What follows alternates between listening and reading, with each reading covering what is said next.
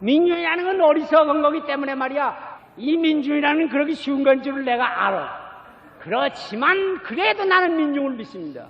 그들이 그렇게 속아 넘어가기 쉽긴 쉽지만 그들의 가슴 속엔 역시 참이 있습니다.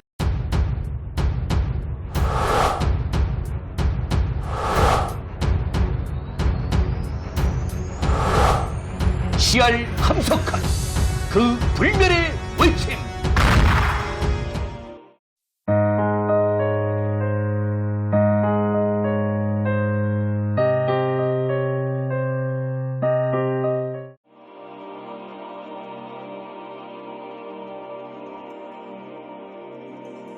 살자는 꿈틀거림.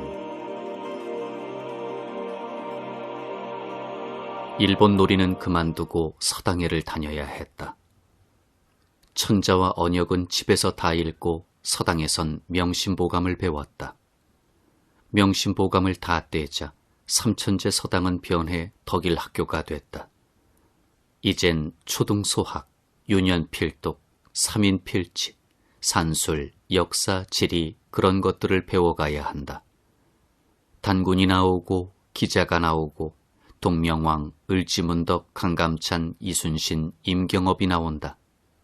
세계가 휙 변했다. 외양 살림은 그 전과 다를 것 없이 역시 선생님이 초다를 들고 있고 책상도 없는 방에 앉아 하루 온종일 있다가 저녁 해가 성망제 마루턱에 걸리는 것을 보고 가라 하고 놔보내야 하지만 속은 참 달라졌다. 아침에 찬송 기도하고 하나님을 믿어야 하고 천왕씨, 지황씨는 어디로 가고 우리나라가 있는 것을 알게 됐다. 머리를 깎았다.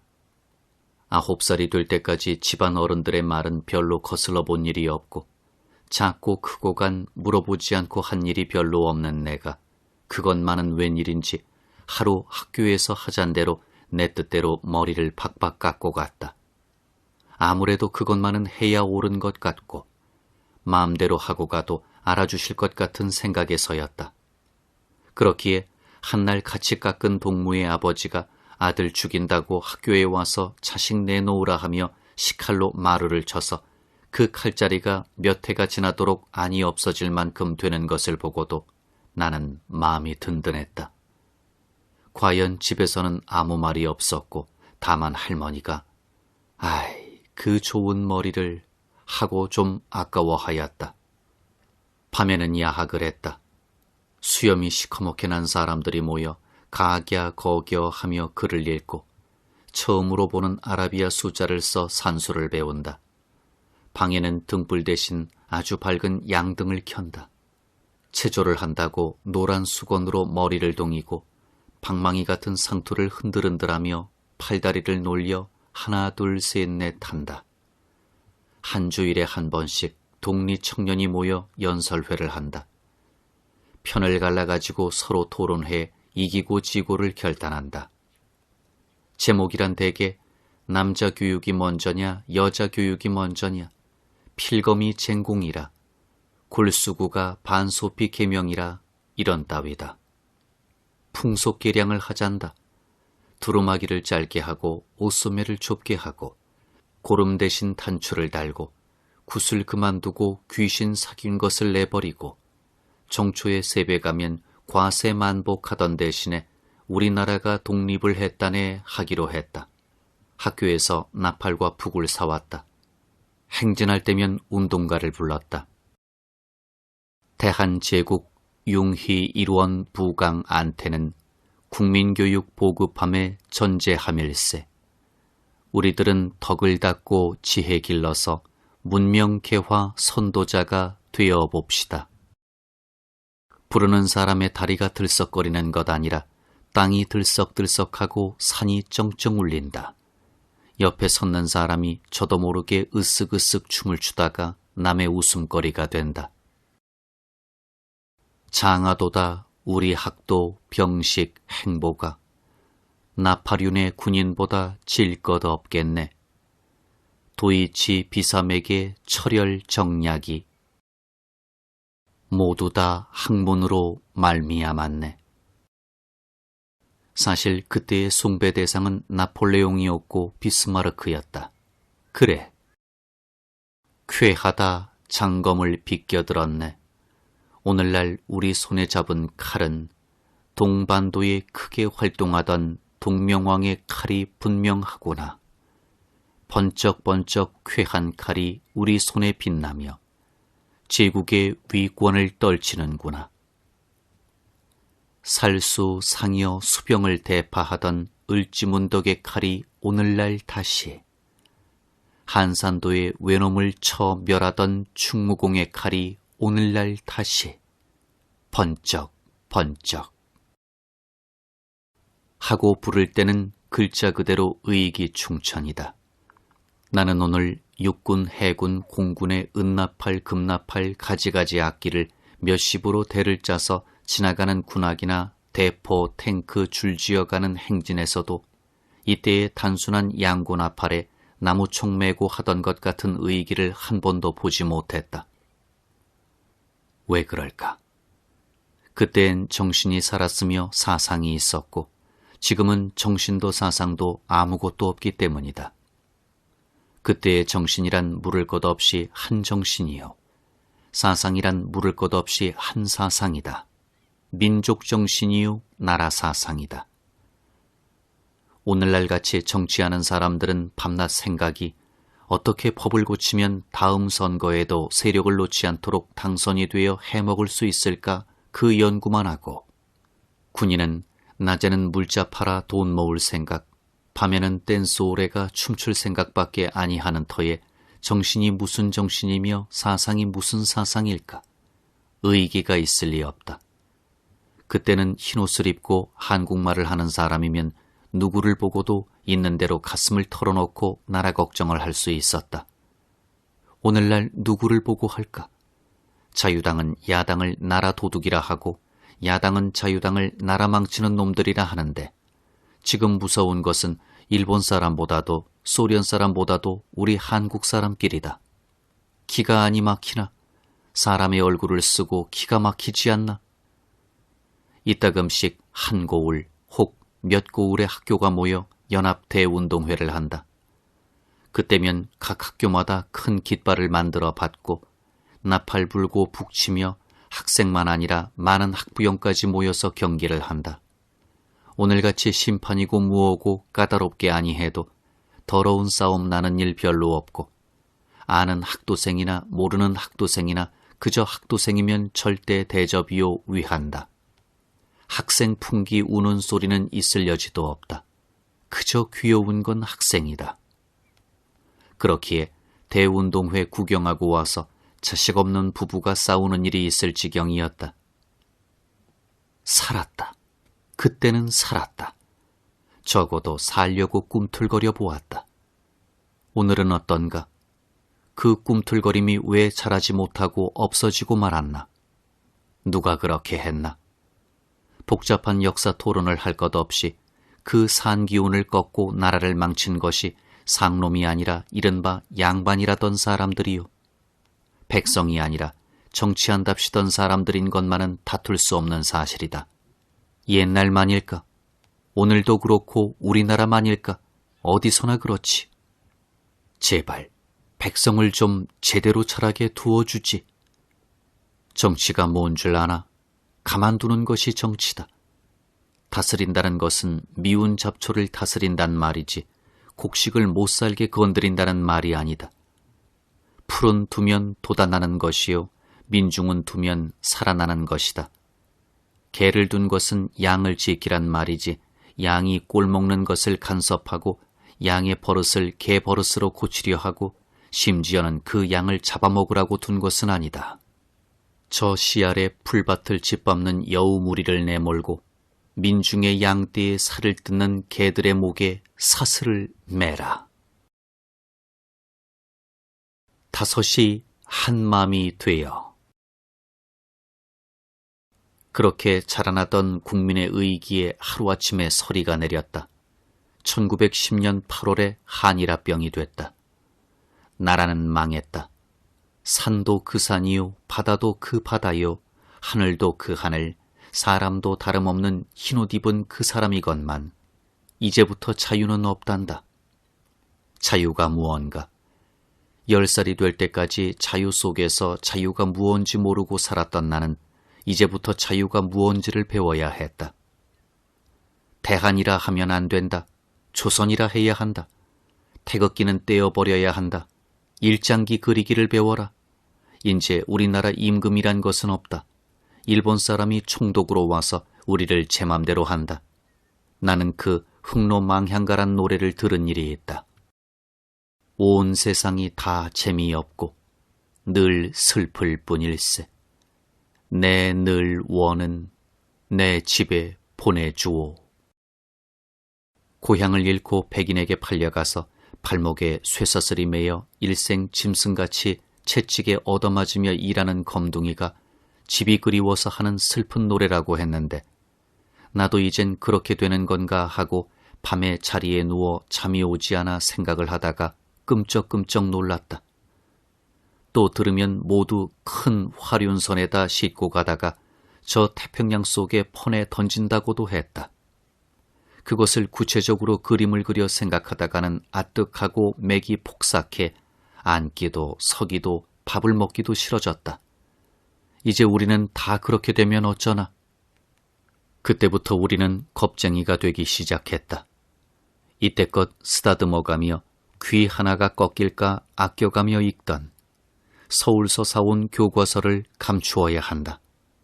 있는 줄을 순사가 알면 큰일이 난다니 어디다 베지 않도록 감추어야 한다. 감추기는 하지만 네 얼굴을 언제나 다시 볼 수 있을까?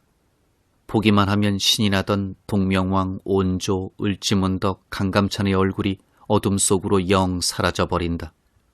모여만 앉으면 서로 자랑삼아 하던 역사 이야기를 이젠 몰래몰래 수군수군 하는 수밖에 없어졌다.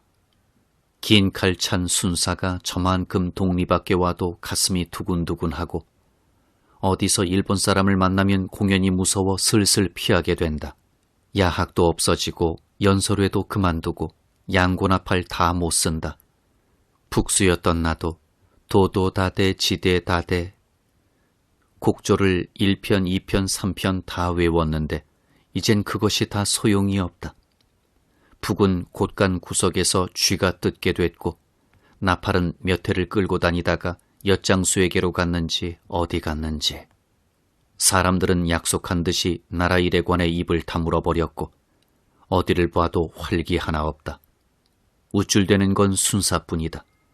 청결이라고 나오면 공연히 눈을 훌끈거린다. 저건 우리나라 사람이 아니었던가? 어디서 저런 게 생겼을까 의심스러웠건만 감히 욕도 못했다. 우리나라 경찰관이 되지 못하게 우쭐거리는 버릇은 그때부터의 시작이다. 그러나 해는 넘어가면 다시 반사광이 올라오는 법이요. 순하던 개도 목을 매놓으면 사나워진다. 나라가 망할 때는 세계에 이런 더러운 역사가 또다시 있을까 할 만큼 고스란히 앉아서 망했지만 그래도 수천 년 역사가 있는 민족이라 그냥 썩을 리는 없었다. 그래 합병이 되고 얼마 지나자 곳곳에서 반동이 일어났다. 어디 의병대가 나왔다, 어디 독립단이 나왔다 하는 소식이 가끔 들렸다. 그때는 단지 동맹이란 말이 유행처럼 돌아갔다. 손가락을 찍어 그 피로 맹세를 써서 서로 나라 회복을 위해 활동하자는 비밀 결사다. 나도 12살 때에 그런 데 들었던 일이 있다. 그 이야기는 이러하다. 덕일학교에 다니는데 나보다 서너 살 위 되는 이용엽이란 사람이 있었다. 몸은 결핵형으로 생겼고 성질은 온순한데 여성적인 면이 있고 재주 있고 마음은 참 착한 사람이었다. 집은 퍽 가난했다. 나와는 나이차가 많으면서도 성격이 통하는 점이 있어 그랬는지 나를 퍽 가까이 해주었다. 온순한 사람이 흔히 그런 것 같이 평상시는 매우 겁이 많은 듯 하다가도 어느 때는 남이 놀랄 만한 용기를 낸다. 그가 나더러 한 번은 산에 놀러가자 해서 우리 둘 외에 장이순이란 아이를 넣어 셋이서 곽고지 끝에 있는 된낭 코숭이애를 올라갔다. 수백 척 되는 깎아 세운 듯한 낭떠러지에 자칫해 떨어지면 황해바다 물속인데 아무도 올라간 일이 없는 거기를 올라가자는 것이다. 그 중턱에 부엉이가 새끼를 쳤는데 그것을 내려오자는 것이 목적이다. 그래, 그 모험을 하여 종래 성공했다. 주일 오후였는데 그때 그 부엉이 새끼를 안고 개선장군이나 되는 듯 내가 학교로 돌아오던 것이 지금도 생각난다. 학교에 두고 기르자는 것이다. 그래, 그 이튿날부터 온 학교 아이들이 다 떨어나와 개구리 사냥을 해 기르기를 시작했다. 몇 달을 길러서 깃이 나서 훨훨 날던 것을 아랫방 작은 놈이네 닭을 타고 앉았다고 해서 그 할머니가 그만 무지하게 때려 죽이고 말았다. 그때 섭섭하고 분하던 마음. 그 이용엽이 졸업을 하고 양시에 새로 선 중학을 가더니 한 번은 방학에 돌아와서 나더러 좀 의논할 일이 있으니 오라는 것이다. 가보니 위에 말한 장이순 외에 장자일, 장창규 둘을 더해 모두 5이었다. 조금 있다가 용엽이는 엄숙한 태도로 말을 끄집어내는 것이었다. 우리는 나라 회복을 위해 목숨을 바쳐 일해야 된다는 것이다. 그러기 위해 서로 맹세를 하고 동지가 되자는 것이다. 나는 처음에는 손가락을 어떻게 찍을까 걱정을 했으나 피로는 많이 쓰고 잉크로 쓰기로 하여 글은 용엽이가 지어 5장을 쓰고 손도장을 찍어 서로 한 장씩 가지기로 하고 이 일은 아무에게도 말하지 말고 서로 비밀을 지키다 일단 일이 있을 때는 나선다는 것을 약속하고 헤어졌다. 그 단체 이름을 일심단이라 했다. 두툼한 참지에 쓴 맹세지를 품속에 넣고 나서는 마음은 말로 할 수 없다. 키가 갑자기 커진 것도 같고 가슴에 무엇이 꽉 찬 것도 같고 근심이 되면서도 한껏 자랑스러운 듯도 하고 어떻게 오는지를 모르고 집으로 왔다. 물론 부모님께 말해도 아니 된다. 대체 이 종이를 어디다 둘까? 가난한 우리 집 살림에 빤한 일이지 감출 곳이 없었다. 밤낮 품에 품고 있을 수도 없고 생각다 못해 사랑방에 할아버지가 혼자 계시는데 보통 쓰지 않는 병풍을 묶어둔 것이 있어 우선 그 속에 넣어두고 차차 어떻게 하기로 했다. 그렇게 하고 며칠이 지나는 동안 차츰 긴장이 풀렸다. 그랬더니 하루는 용엽이를 만나니 무슨 일을 그렇게 했느냐 책망을 한다. 무슨 일이냐고 반문한 즉 우리의 일심단 사건을 동리에서 모두 알게 됐는데 그것이 우리 집에서 나갔다는 것이다. 후에 자세히 알고 보니 어느 날 우리 집에 동리 노인이 와서 신을 삼았는데 어쩌다가 그 병풍을 다루게 되어 그 종이가 나오게 되자 아버지가 깜짝 놀라 없애버렸는데 그 동리 노인이 입이 가벼운 사람이라 두루 다니며 그 소문을 퍼뜨렸다는 것이다. 나는 말할 수 없이 부끄럽고 분했다. 그리하여 일심단은 흐지부지 되고 아버지는 꾸중은 아니했으나 그런 일 하다가 큰일 난다고 주의를 주었다. 용엽이는 그 후 몇 해 있다 폐병으로 죽고 장창규는 3.1운동 후 시국 표방 강도를 하다가 잡혀 징역을 살았고 장이순이는 무능한 사람으로 마치어버렸고 장자일만은 선천 신성중학을 마치고 북경대학을 나온 후 해방 전에 서울 경신학교에 있다가 일본 경찰에게 고생을 했고 해방 후에는 무초대사 밑에서 신임을 받아 일했는데 6.25에 어찌 되었는지 알 길이 없다. 이제와 생각하면 꿈같은 일이요. 어린애다운 한 웃음거리지만 그래도 잊을 수 없이 내 속에 남긴 무엇이 있다.